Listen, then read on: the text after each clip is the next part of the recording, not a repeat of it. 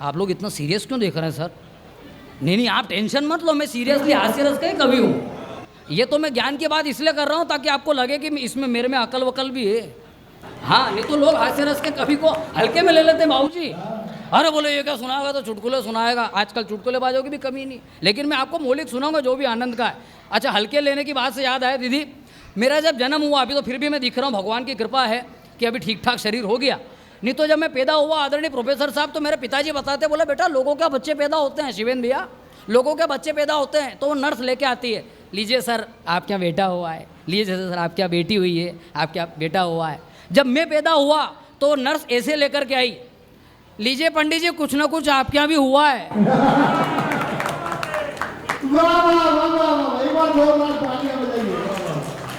मेरे पिताजी ने हाथ में लिया, बोले क्या है, लड़का है कि लड़की है? बोले ये तो साल 6 महीने बाद ही मालूम पड़ेगा। तो मेरे पिताजी का दिमाग खराब, अरे बोले कभी उसको लड़का लाके दे रहो, कभी उसको लड़की लाके दे रहो, 4 घंटे लग गए, कभी उसको लाके दिया, इसको आप लाके दिया, 4 घंटे बाद वो भी ऐसा, ये 4 घंटे काय में लग गए, किस चीज़ में लग गए? तो नर्स ने जो जवाब दिया उसमें तहलका उठे तो तहलके को तालियों में कन्वर्ट करना। मेरे पिताजी ने बोला कि यार ये इतना सा लाके दिया वो भी 4 घंटे में, ये 4 घंटे कैसे लग गए? तो नर्स क्या बोली, अरे पहले पंडित जी पैदा तो ये भी 4 घंटे पहले ही हो गया था, पर पंखा चालू कर दिया तो पता नहीं कहाँ उड़ गया था। आनंद बिखरा पड़ा हुआ यत्र तत्र, आपको नजरिया रखना पड़ेगा। लेकिन साहब हमारी स्थिति ये है कि हम आनंद की बात करते हैं, हम आनंद की बात करते हैं, मस्ती की बात करते हैं, हम संस्कारों की बात करते हैं, हम संस्कृति की बात करते हैं, हम देश की बात करते हैं, हम विदेश की बात करते हैं, हम योगी की बात करते हैं, मोदी की बात करते हैं, हम जमाने भर की बात करते हैं, मगर हम हमारे घर में बैठे अपने सगे भाई से बात नहीं करते। इससे बड़ी विडंबना की बात है। बहुत अच्छा है, बहुत अच्छा। एक घर में अगर एक विडंबना आपके बीच रखता हूं कि एक ऐसा घर जिसमें एक इंसान रहता है, अपनी पत्नी के साथ रहता है, बाहर व्यापार करता है, धन सुख समृद्धि वैभव कमाता है, मान सम्मान कमाता है, लेकिन किसी रात घर जाकर के मिठाई का डब्बा लेकर के जाता है तो सीधे ऊपर वाले कमरे में बैठी हुई अपनी पत्नी को ले जाकर मिठाई खिलाता है, लेकिन नीचे बैठे हुए बूढ़े माँ बाप सुबह की ठंडी रोटियाँ खा रहे होते हैं। तो इससे बड़ी लज्जा और शर्म की बात इस संसार के लिए कुछ नहीं।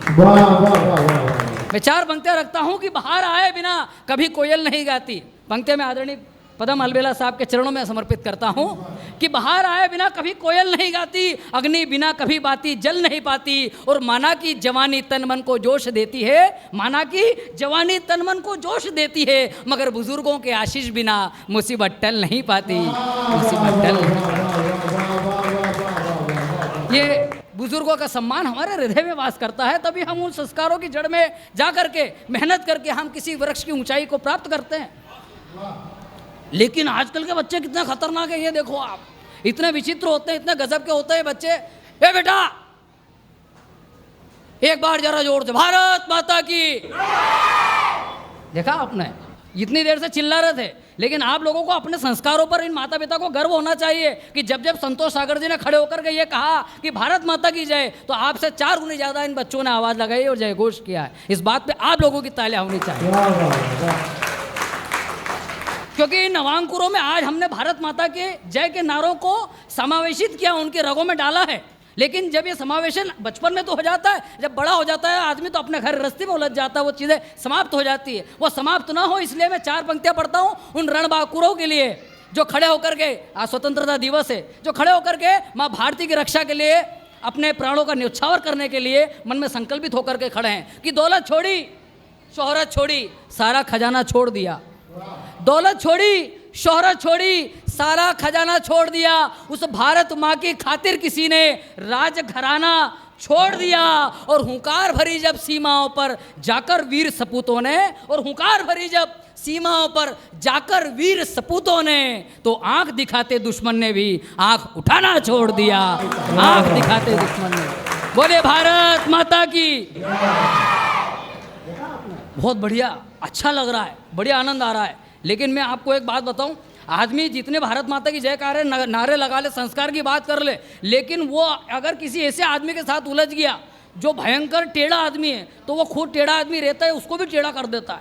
मैं एक बार ट्रेन में सफ़र कर रहा सर, अब सामने सरदार जी बैठे हुए, टीसी आए तो टीसी ने चेक वेक करा, सरदार जी माथे आए उनके।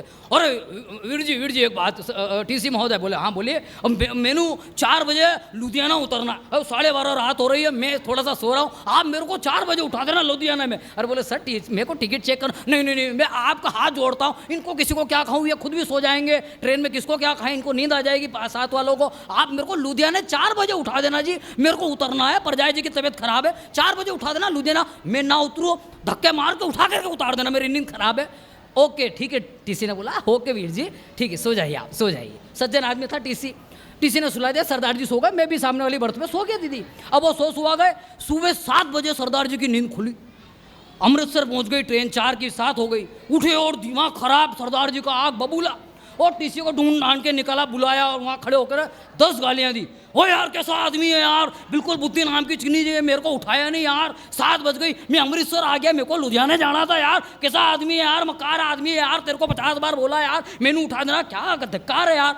सामान लेके उतर गए, 10 गालियाँ दी गंदी गंदी, मेरे को बड़ा बेकार लगा। मैंने कहा टीसी महोदय क्षमा करना यार, ठीक है उनने बोला था कोई आपकी ड्यूटी है, और 4 गाली देके चले गए, आपने कुछ बोला भी नहीं यार, थोड़ा बोलना चाहिए, ये कोई बात है। तो टीसी क्या बोला, आपकी तालियां बिल्कुल नहीं रुकेगी। वो टीसी क्या बोले, अरे बोले ये तो ठीक है पंडित जी, मैं तो ये सोच रहा हूँ कि इसके चक्कर में 4 बजे जी सरदार को मैंने उतार दिया, वो मेरे को कितनी गाली दे रहा होगा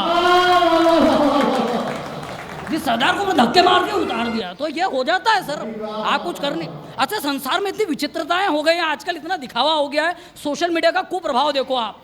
हमारे इंदौर की एक लड़की वहाँ गई और जाकर के वो मर्डर कर दिया, आपने सुना होगा बहुत ज़्यादा। आजकल इतने लोग भयभीत हो गए हैं, इतने लोग परेशान हो गए हैं कि चीज़ें उटपटांग कर रहे हैं। और तो और मैंने भी सोशल मीडिया पर पढ़ा कि एक पंडित जी के माथे आ गया, एक आदमी पंडित जी के माथे आ गया, बोले यार मेरा तलाक हो गया, फेरे किसने करवाए थे, बोले फलाने पंडित जी ने। तो उसने वाकई में आपने पेपर में पढ़ा होगा पिछले दिनों सोशल मीडिया में कि सर उसने उस पंडित पर कोर्ट केस कर दिया कि उस पंडित ने मेरे को फेरे लगवाए थे, तलाक कैसा, ऐसे कैसे फेरे लगाए।